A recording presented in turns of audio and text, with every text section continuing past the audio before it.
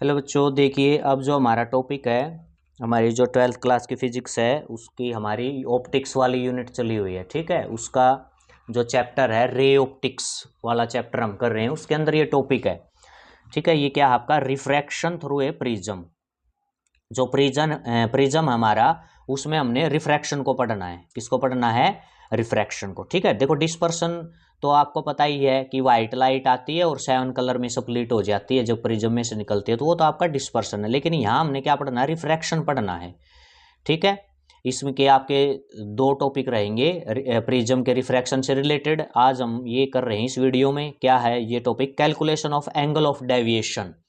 ठीक है, तो हमने एंगल ऑफ डेविएशन को कैलकुलेट करना बच्चों। यहाँ पर प्रिज्म के अंदर कहाँ पर एंगल ऑफ डेविएशन बनेगा और उसको कैसे हम कैलकुलेट करेंगे, ये हमने इस वीडियो के अंदर सीखना है यहाँ पर। ठीक है, तो इसमें जो डायग्राम है ना, इस डायग्राम को बड़े अच्छे से आप इसको सीखेंगे डायग्राम को, तो आपका ये टॉपिक इजीली हो जाएगा। ठीक है, एग्जाम में ये पूछ लिया जाता है, calculation of angle of deviation.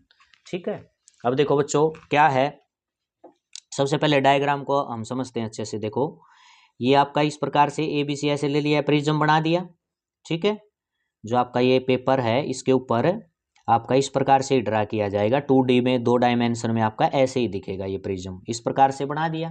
ठीक है, अब यहाँ पर हमने व्हाइट लाइट नहीं लेनी, एक सिंगल रे हमारी आई ये आएगी। देखो ये आपकी रे ऑफ लाइट आ गई यहाँ पर। अब ये रेयरर है और जो प्रिज्म है ये आपका किसी मटेरियल का बनाया, तो ये डेंसर है। ये आपका क्या है? यहाँ डेंसर है। और ये आपका क्या है? रेयरर है। इधर भी आपका क्या है? रेयरर है। ठीक है, अब देखो बच्चों ध्यान से देखना, ये रे ऑफ लाइट आएगी यहाँ पर। अब यहाँ ये आई, जब ये रेयरर से किस में एंटर करेगी? यहाँ डेंसर में एंटर करेगी।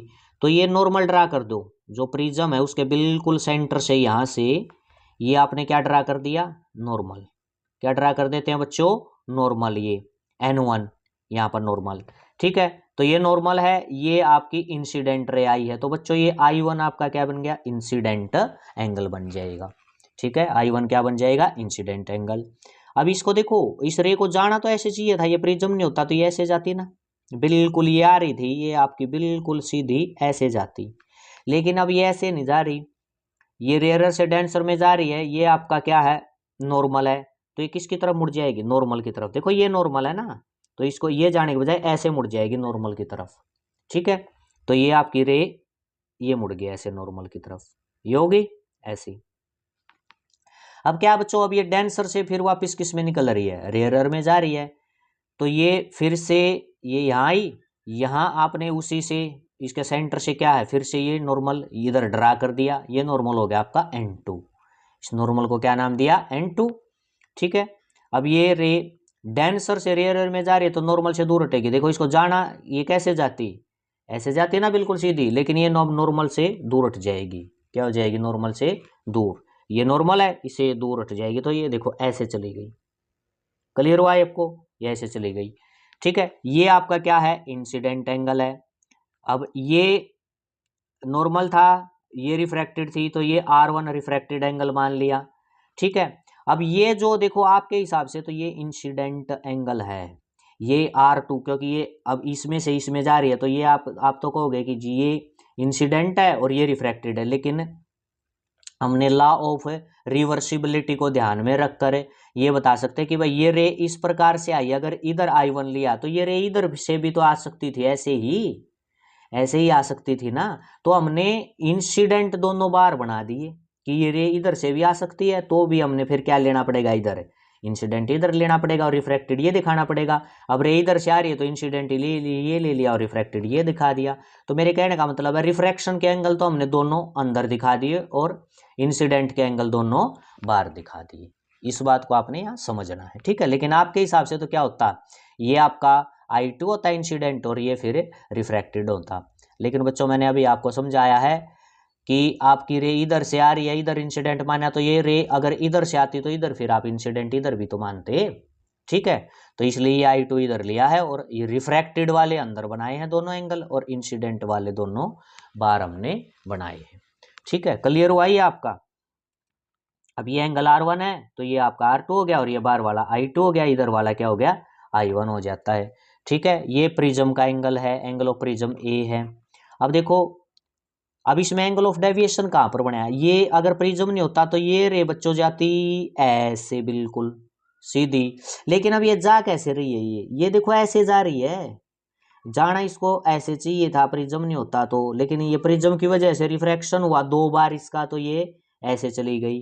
तो मैं इसको यहाँ से देखूंगा तो मैं इसको पीछे बढ़ाऊंगा, ऐसे पीछे डॉटेड में बढ़ा दी, ये बढ़ा दी डॉटेड में, जाना ऐसे चाहिए था, गई ऐसे, तो अपने ओरिजिनल जगह से इतना नहीं हट गई, ये इतना डेविएट होगी अपनी ओरिजिनल जगह से।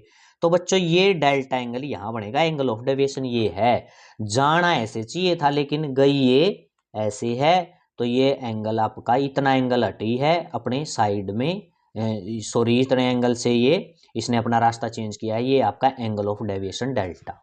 ये डेल्टा क्या है यहाँ पर, एंगल ऑफ डेविएशन। क्लियर हुआ ये आपको? ठीक है, अब नेमिंग कर दी, जैसे के, इस पॉइंट को L, ठीक है, M, और ये Q हो गया आपका N1 N2, ये एंगल ऑफ प्रिज्म A है, ये B और C। ठीक है, जहां से हमने नॉर्मल डाले थे उसको हमने O बोल दिया, और जहां ये आपके ये रे आगे बढ़ रही थी और ये पीछे, यहाँ जहां एंगल ऑफ डेविएशन बनया है यहाँ इस पॉइंट को बोल दिया P, इसको क्या बोल दिया बच्चों, P। ठीक है, हुआ इतना क्लियर? अब देखो, अब हमारा टारगेट डेल्टा को निकालना है, एंगल ऑफ डेविएशन, ये जो डेल्टा ना इसको निकालना है। ठीक है, अब देख लेते हैं क्या, इन ट्रायंगल PLM, इस ट्रायंगल को ध्यान से देखो, अब इसमें क्या कहता है, ये डेल्टा इसी ट्रायंगल के बाहर बनाया हुआ आपका PLM, ये ट्रायंगल है बच्चों, देखो PLM, ये कुछ इस तरह से है, ये ऐसे ऐसे है PLM,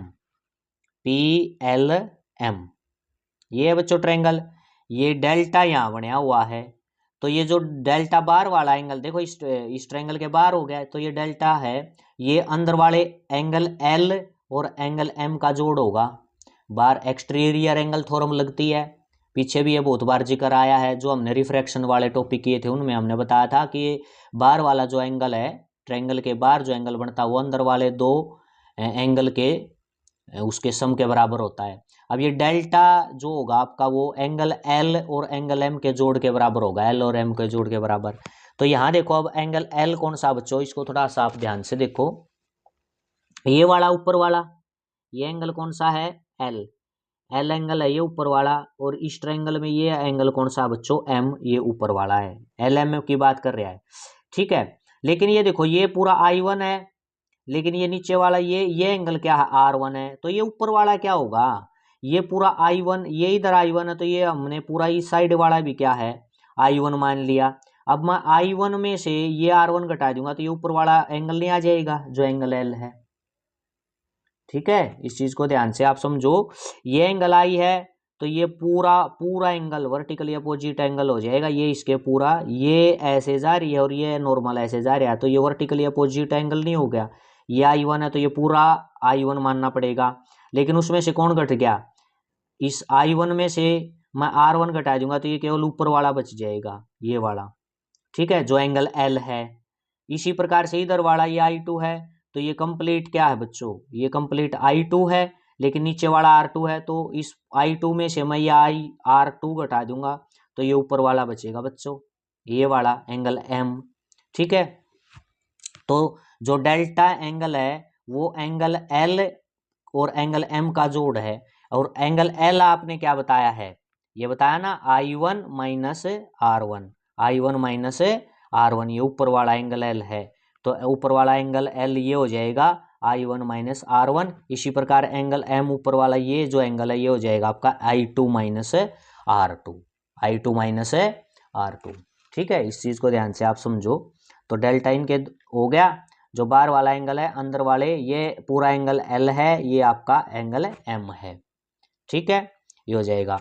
अब थोड़ा सा इनको इकट्ठा करके लिख लो, देखो I1 ये लिख दिया प्लस I2 हमने ये लिख दिया, R वाले इकट्ठे लिख दिए, माइनस R1 माइनस R2, इसमें से यह क्या किया आगे बच्चों, माइनस कॉमन निकाल लिया इधर से, तो ये R1 प्लस है, ये अंदर क्या रह गया R1 प्लस R2, ये ब्रैकेट में, ये इक्वेशन हो गया आपकी 1। ठीक है, क्लियर हुआ। अब ट्रायंगल देख लेते हैं now in triangle O L M. O L M triangle देखो बच्चों, ये कहाँ बनी हुई है, O L M. O L M ये नीचे वाली, जिसमें आपका R1 R2 और एंगल O बना हुआ है। तो ये हो जाएगा angle O plus angle R plus angle R2, angle O plus angle R1 plus angle R2। ये बच्चों आपका हो जाएगा 180 के, क्योंकि ट्रायंगल के तीनों, ये नीचे वाली ट्रायंगल है, इसके तीनों कोण है जो इनका जोड़ आपका कितना होता है, 180 180 होता है। ठीक है, ये इक्वेशन होगी बच्चों आपकी 2। क्लियर हुआ इतना। अब देखो इसमें आगे देख लेते हैं, इसमें अब देखते हैं इन क्वाड्रिलेटरल। अब क्वाड्रिलेटरल है जो चतुर्भुज हम जिसको कहें, वो देखो कौन सा, OLAM, ये चतुर्भुज है क्वाड्रिलेटरल OLAM। किसकी बात कर रहे हैं हमें, OLAM, ये है बच्चों OLAM। अब ये है, ये आपका बना हुआ है, देखो ये ध्यान से देखो इसको, ये वाला मैं, ये जो मेरा पेन ऐसे चल रहा है, ये क्वाड्रिलेटरल आपका, इसमें आपको पता है 360 होता है, 4 एंगल होते हैं क्वाड्रिलेटर में, इसका A का और पूरा एंगल ये LO पूरा का पूरा ये एंगल, इनका जोड़ कितना 180। अब ये देखो ध्यान से देखो, ये आपकी लाइन थी, इस पे ये क्या है, नॉर्मल है, तो ये पूरा एंगल 90 का हो गया है, पूरा L वाला पूरा एंगल 90 का हो गया। और ये आपका M है, तो ये कंप्लीट, ये पूरा का पूरा एंगल ये किसका हो गया, ये भी आपका 90 का हो जाएगा, क्योंकि ये सीधी लाइन है, इस पे नॉर्मल डाल रखे है, तो नॉर्मल ये पूरा एंगल कितने का है, कंप्लीट तो 90 का होगा। और इधर भी ये कंप्लीट एंगल कितने का होगा बच्चों, ये पूरा का पूरा ये 90 का हो गया। तो L और M ये 90 के हो गए, और एंगल A एंगल O ये 90, ये भी 90, ये A एंगल ये O एंगल, चारों का जोड़ 360 हो जाएगा। तो एंगल OALM किसके बराबर है, 360 डिग्री के बराबर, 360।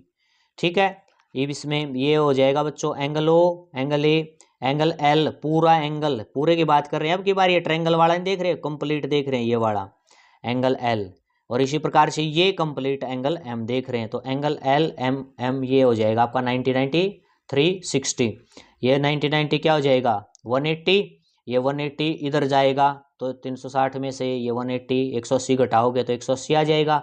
तो angle O plus angle A ये आपका कितना आ जाएगा 180 डिग्री, कितना आ जाएगा 180। ये इक्वेशन होगी आपकी थर्ड।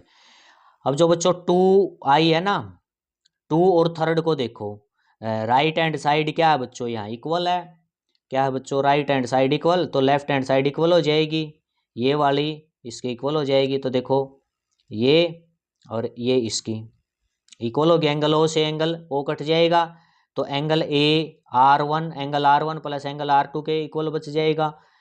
ठीक है, एंगल हटा दें हम यहाँ से, दोनों तरफ एंगल है, तो ये A है जो आपका, ये आ गया R1 प्लस R2, ये हो गया आपका 4।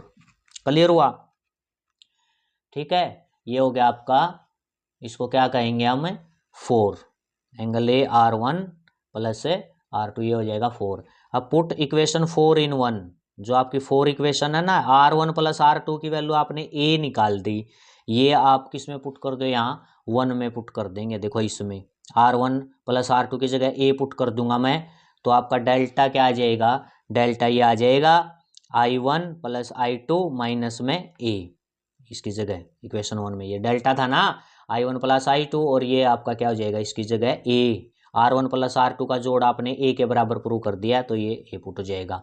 ठीक है, तो एक तो रिजल्ट ये आ गया बच्चों एंगल ऑफ डेविएशन का, एंगल ऑफ डेविएशन हमने इस टर्म में कैलकुलेट कर दिया। अगर आपको I1 इंसिडेंट एंगल का पता है इसका, ठीक है, इस इंसिडेंट I1 का पता है, I2 का पता हो, और प्रिज्म के एंगल, यो प्रिज्म का एंगल पता है, तो आप एंगल ऑफ डेविएशन डेल्टा को निकाल सकते हो यहाँ से। देखो ठीक है, एंगल ऑफ प्रिज्म पता है आपको, I1 और I2 का पता है, तो आप डेल्टा को निकाल सकते हो यहाँ से एंगल ऑफ डेविएशन। फिर देखो बात आती है, अब थोड़ा सा और इसमें देख लेते हैं, क्या यहाँ पर क्या है, 4 थिन प्रिज्म, अगर प्रिज्म हमारा क्या है थिन है, तो इसमें देखो स्नेल्स लॉ, यहाँ देखे स्नेल्स लॉ क्या हो जाएगा, स्नेस लॉ क्या होता है बच्चों, mu sine I sine R, और आपको पता है प्रिज्म आपका थिन है तो इसमें साइन आई यानी एंगल भी समान है, तो क्या हो जाएगा साइन आई आई के बराबर, साइन आर आर के बराबर, तो म्यू जो रिफ्रैक्टिव इंडेक्स है प्रिज्म का वो हो जाएगा आई बाई आर। ठीक है, आई मैं यहाँ से आई को लिखना चाहूँ तो क्या लिख दूंगा, म्यू आर, क्या लिख दूंगा बच्चों, म्यू आर। अब ये आई वन कहूँ मैं, आई वन क्या हो जाएगा, म्यू आर वन, इसी प्रकार आई टू क्या हो जाएगा, mu R two, mu same रहेगा, ये आपका रिफ्रैक्टिव इंडेक्स है ये तो। ठीक है, अब put the value of I one, जो ये आई वन और आई टू की वैल्यू है ना, म्यू आर वन और म्यू आर टू आई है, ये हम किस में रख देंगे, इक्वेशन 5 में। देखो जो ये आई हमारी, ठीक है, देखो ये आई वन की वैल्यू ये आ गई म्यू आर वन, और आई टू की वैल्यू आपकी म्यू आर टू आ गई। इसको मैं कहाँ पुट कर दूँ, इक्वेशन 5 में जो अभी हम निकाल के आए, इसमें अगर मैं पुट कर देता हूँ तो ये क्या बन जाएगी, देखो 5 delta mu R one mu R two minus A, ये डेल्टा हो जाएगा म्यू आर वन प्लस ये हो जाएगा आपका आर टू, यहाँ से म्यू कॉमन निकल जाएगा तो R one plus R two, ये minus A, R one plus R two को अगेन क्या लिख सकते हैं, ए। ठीक है, यहाँ से क्या कॉमन निकल जाएगा, ए, तो क्या बचेगा, डेल्टा हो गया आपका म्यू माइनस 1 ए। एक रिजल्ट ये है, तो ये दोनों आपने डेल्टा वाले ये आपने याद रखने, इन पे न्यूमेरिकल आता है और ये बार बार न्यूमेरिकल यहाँ पूछा जाता है इसके ऊपर। ठीक है, क्लियर हुआ। तो आपने ये भी एंगल ऑफ डेविएशन निकाल दिया इस टर्म में, इसको भी आप याद रखेंगे, और आपने इधर एंगल ऑफ डेविएशन ये भी आपने कर लिया है, इस टर्म में भी आप इसको याद रखेंगे। ठीक है, ओके बच्चों, ये समझ में आया आपको, इम्पोर्टेंट टॉपिक है, इसको बड़े ध्यान से आपने कर लेना है, ये एग्जाम में पूछ लिया जाता है। ठीक है, ओके, थैंक यू बच्चों।